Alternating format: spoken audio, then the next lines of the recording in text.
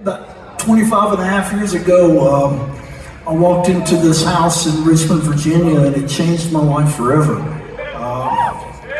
I met this woman at the Bubba Palooza Festival in Atlanta at the Star Bar in the end of May 1997. And I kind of drunkenly remember her saying that she wanted us to play her festival she put on every month in Richmond. And I then forgot because I was drunk. And about 3 weeks later, she called me and officially invited us to play the Capital City Barn Dance in Richmond, Virginia. It was a monthly event back then, and we eagerly said yes. She kind of mentioned, it's like, yeah, my husband's band's the headliner, and he does the posters. He's an artist. I'm like, I know artists. And me and Cooley walked in the door of their house just outside of Richmond, Virginia, and anyone that's ever seen drive-by trucker artwork, just imagine in a house, that house. It was like floor to ceiling full of his art, and the house itself was art, because it was this fallen down kind of haunted looking, it looked like a miniature haunted mansion, and the grass hadn't been cut in years, and there was a well in the front yard, and he had skeletons climbing out of it, and he had an old beat up, like the remains of an Indian motorcycle parked on the front with another skeleton on it, and then in the tall grass he had tombstones that he had custom made for all of his favorite dead country singers. So he had Hank Williams. And some of them weren't dead yet. But they were soon. And on the wall, the biggest painting over the couch was this painting of Patsy Cline.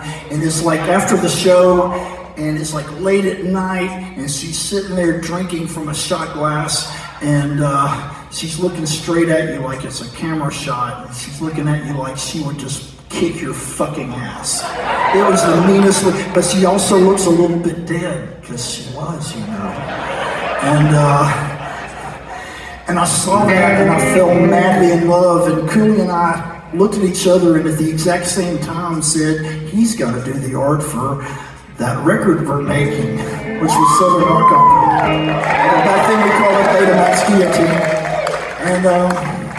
And so he did, and then he did our art for everything after that, all these albums and posters, thousands of posters, and t-shirts and koozies, and he was just part of our band, and it was a brotherhood, and we loved him dearly, and he passed away very suddenly September 4th of last year, and I fell into a deep, dark despair.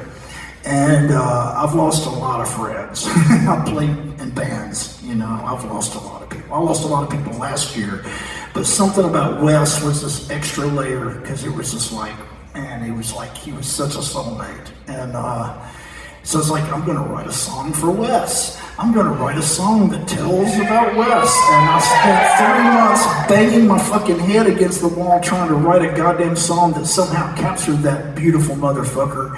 And I just couldn't. And one day I had this epiphany that I was going about this all wrong, because there's no way to fit him into a song. But by God, I know what he liked.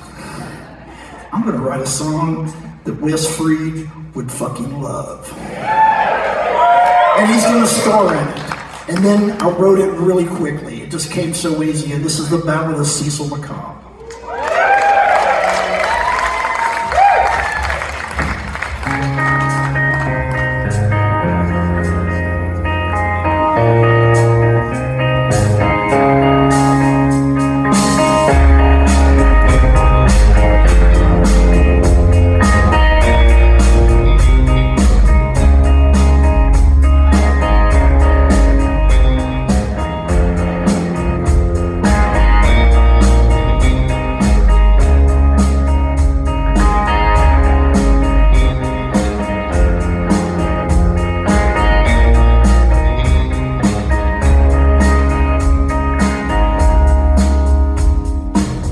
With a heathen smile that kind of soulful